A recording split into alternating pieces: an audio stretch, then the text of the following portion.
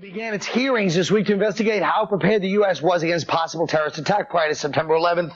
You've heard what I think came out of it. Anybody else have any other things they want to say? Well, we try to blame Bush. He was in the office for 10 months. Clinton was there for 8 years. But even Clinton. But he had bigger things in his mind. Monica Lewinsky's ass.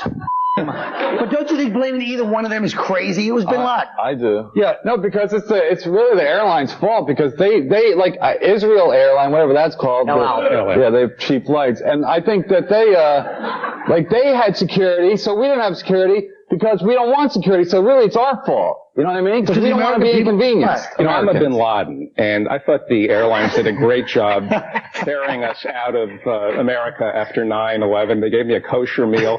I was very satisfied. So you wanted the Bin Laden I'm family? one of the Bin Ladens, yes. Here's the thing. You can't win because had they gone after Bin Laden and killed him, and then the attacks occurred anyway, people would be screaming, look, you killed him, you brought the wrath of Al-Qaeda on this country, and then if the attacks never came, they still would have been saying that the attacks were racially motivated or anti-Muslim or, anti-diabetic. There's no way to actually do that and win, because people want to bellyache no matter what, so there's no way to prevent it. So you think that, go ahead. I was saying intelligence failures are epidemic in this country. We didn't see the Japanese coming. We didn't see, the British didn't see the Falkland Islands getting attacked. Sharon Stone thought the practice was a good career move.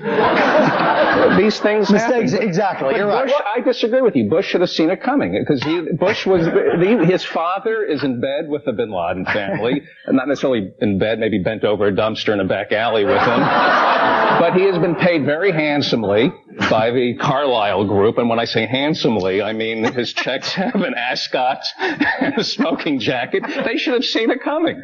I agree with him. Whatever he said. Oh, come on. Nobody can see anything coming. Why are we blaming ourselves? I think you got a good point. You know, we're like the girl who's been molested by her uncle for 10 years. It's not our fault. You can't see it It's coming. the uncle's fault. Whoa, Guys wait, like him would say, you know what, your uncle had a right to molest you. He had a short skirt on. That's what you'd be saying. Wait, I did it the train once. thing, they dropped did the it charges. on March 11th, like the 11th, and you can't stop these terrorists. You just don't travel. Look. Well, that doesn't affect your career. I know. That's why I stay in town. Not to get off the subject, but you'd be surprised a lot of times your niece does wear a little skirt, and you don't intend for things to happen, but it's not always the uncle's fault. But, no, that is a good point. Don't you feel sometimes when everyone said root causes, the first thing I thought was, it's like saying to the rape victim exactly that. It's like saying, you were asking for it with your lax immigration policies. You know what I mean? Right. It's kind of like blaming, blaming the person that got attacked. That was sort of the point I was trying to make. That's what upsets me, is that they were foreigners. Mine too. Yeah. These are the kind of things that are important in our little world. Now listen, the Supreme Court is considering the case of Larry Hibble, a Nevada cattle rancher who was arrested for refusing to reveal his name or show an ID when police stopped him. Now, aside from the name is Hibble, nobody wants to say their name when it's Larry Hibble, but It sounds like a blue collar. what do you think? Should you have to say your name when the cops go, what's your name? First of all, I just think the guy had a fight with his girlfriend, so he's already pissed. The cop had a hard on. The guy probably didn't want to. He came up and said, what's your name? First of all, the cop can he just run his plates? The cop was just being a douche, whatever I can say on air, you know what I mean? And, it's like when a But cop... is he being a douche? No, The guy being a douche for saying I'm not telling you my name No, too? it's like when a cop comes up and says, you know why I stopped you? It's like, you smell the pot in the glove compartment? You know what I mean? You're not supposed to... It's like, let them do their job. Right. Run the plates. But what if you're walking? You should have to tell them your name. Especially in this day of terrorism. I mean, we should make it tough on the cops to figure out who's who. But then again, if you see like an Arab guy hanging out at Grand Central at 2 a.m, we already know his name. It's Muhammad. But is that how, Great are we that show. snide as a group? Like, that's our idea of assertiveness and individuality? Like, the cop stopped me and I didn't tell him my name, man. Like, is that our idea of being like individuals and it's ridiculous. Who cares? Tell the cop your name. Your name is Newton. Oh, sorry. No, I said, what could you possibly do illegally? You never got in a fight with your girlfriend and you just didn't want to talk to people. When I used to be I don't have to ask tell her the cops name. my name was John Doe, they would arrest me. But even when you said John Doe, then they still arrested you and put your name down as John Doe. That was a good point to make. Well, it's true. And one time I got arrested, I swear to God. This is true. I go to, I'm in the bullpens downtown, and then after 2 days I forgot I was drunk when they arrested me, so I forget I'm named John Doe. So then they're calling your case up, So I'm sitting in the cell, me and all the brothers sitting there. They go, John Doe. So I'm telling them, oh yeah. So I start walking through all the black dudes trying not to touch it. There's one big brother goes, John Doe, yo man, where you from? Main Street, Anytown, USA? the hell was Chris Rock doing in jail? I think, I was raised in a very liberal household. My mother used to, instead of reading to me Cat in the Hat, she read my Miranda rights and then gave me a cavity search, and I missed those. But the people committing the crimes, the people committing the crimes, I watch cops. Yeah. Their faces, they have no facial features. Those are the people we should round up. Those are dragging victims. The people without faces. But do you think, let's just go around, who thinks that you should be forced to say a name, who thinks you shouldn't? You should. You should. No. You should be able. Have to. You should say your name. Fine. I got a question. When's the audience going to get here? They're enjoying the show on a different level. Yeah. Not everything has to be like, they're on a different channel. No, they are. They're not like, They're watching a bunch of network. hysterical people. Correct me if I'm wrong, and I could be wrong, he could be right. Either the audience hates the show, which I don't think is true, or they just kind of are laid back like, yeah, we're enjoying this on a show. As usual, Colin is right. That's what you wanted a comedy show, paraplegics. We'll be right back into this message.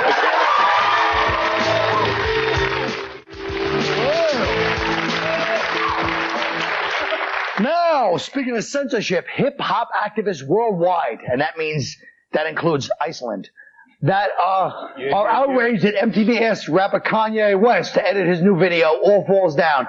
Here are the lyrics in question. He says, because they make us hate ourselves and love their wealth. That's why Shorty's hollering where the ball is at. Drug dealers buy Jordans, crackhead by crack, and a white man gets paid off all of that. And I saw it last night on Def Jam, providentially, Def Poetry. Now, they dropped the word white in white man. Now, what do you guys think about it? Should they have dropped the word? Well, obviously, even if they drop the word white, we know who they're blaming. They're not blaming the West Indians. Right. White, they hate us. I They just hate like our guts. I just like that 5 white guys are talking about this. Why? We're not allowed to talk about We're still in charge. We're still in charge. That's my point. Oh, I one Charge of what? I think, wait. MTV? We're in charge. You think this opinion on this show is like the prevalent opinion in the media and show business? No, it's not. No one's even going to bring it up in show business because the people that are in charge, I'm going to say they're not white, but their opinion's like, oh yeah, sweep it under the rug. Don't even talk about this. It's uncomfortable. It's very simple. If you want to be politically correct, instead of white man, he could have just said superior American. Holy Jesus, that's racist. I'm going to say something which hopefully can be amusing, or at least Go ahead, Skip. Let him have it, Skip. Now, I forgot my whole Kanye West. It'll be good. Oh, here it is. I know it'll be good. Kanye West, that's not halfway. We're not going to cut most of this shit, I hope. No. They go halfway. Oh, really? You want to leave this nonsense in? Halfway to hell. Here's what happens. Look at his hair. What happens? Kanye. Nothing. Go ahead. All right, here's my point on the whole bloody. I will go. Quit saying go ahead. I want to hear it. Let me go. I have my laughing hat on. Kanye West. Let him have it, Skip. The bottom line is this. If you read the lyrics of those songs, you will see that he's saying that, yes, drug dealers buy Jordans because the white man gets paid. So even drug dealers are being victimized by the white corporations because they buy their Jordans from them. And then he says they make us hate ourselves, so they buy a lot of products. Like the rest of the world is not filled with white everybody who buys products because we hate ourselves and because advertising makes us all hate ourselves. That's what I can't take it anymore. That's why they're drinking a...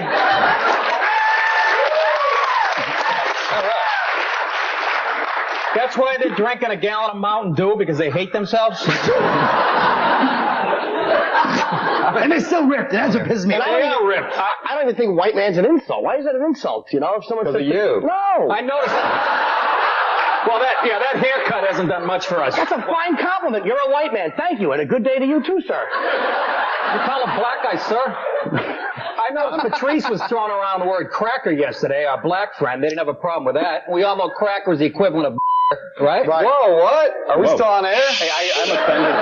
Excuse me. I get bleeped anyway. Excuse me. I have some black blood. He's remembered the on the grill in my car, but still, it's I think it's black blood. What you do? You got black blood. What you do? Burn a bagel? No, I don't let my children listen to hip hop music because in my day we had lyricists, people who told a story. James Taylor, Tommy Dorsey, who knew how to write songs with lyrics like "I want to bust my nut all over my biatch's face," things that told a story. Not today with the kids. Story. I don't know what they're singing. You're right. When it's an acoustic guitar, it sounds different. Yeah. right, let's move on. Ads for erectile dysfunction and sexual performance products are turning up everywhere. Okay? There's these ads all over the place. What do you guys think? Anyone want to sample? First of all, I got some lovely Viagra. Big boys. I am. No, it's M&M's.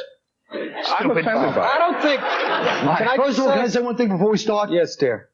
This idiot just said, "Is that real?" But go ahead. Yeah, I did. Yeah, I have a giant bottle of Viagra. You. Well, you have integrity. You never fake things. That's why I thought it would be real. Because you. Oh, quit trying to again play false humility, so I look like a prick. You do look like a prick. Go ahead. What were you gonna say, fella? The women in the. I'm listening. Yeah, I could tell. First of all, the commercial. Hey, dickhead, I was speaking. Who's the guest here? I knew that wasn't going to get through. Viagra? I knew that wasn't going to get Dickhead past. Viagra? Hey, whoa. Go ahead. You did come The over. Go point ahead, I was fella. making was. Somebody lean back. Shut I up. thought that man Nick, could jump in. Talk. What, you gonna talk or not? I'm gonna jump in again. What's the hurry? Because it's a half hour. No, It's true. You don't understand. Brennan has a bad temper too. Not as bad as Nick, but he's pretty close. bad temper and a bad Brennan's had more barber. little fights in that stupid hallway than like a drunken Russian customer from Brighton Beach. What'd you Go say? ahead. Go ahead, Nick. The research that you gave us, the article is about a woman complaining because the ads were too explicit with this Viagra and all this other stuff, which I disagree. Have you seen the ad for Levitra? They don't even tell you what it is. It's like a guy throwing a football through a tire swing, and he misses. Then he takes a couple pills, and the next three go right through it. What is that pill for? Is that for guys with inaccurate ejaculations? I don't. Guys trying to get his wife pregnant. He's knocking over lamps and she's running around. I'm open. Hit me. Boy, that was worth waiting for. It was. Go ahead, Slap. I want to make a point. I'm saying she's everybody else. So you Oh, can no. speak. It's not that great a point. It was just, I take Viagra, and it's not a matter of people are like, well, do you need that? It's like, no. Sometimes you just want to punish somebody. That's true. I don't think you need Viagra during sex to punish whoever you have sex with. We'll be right back.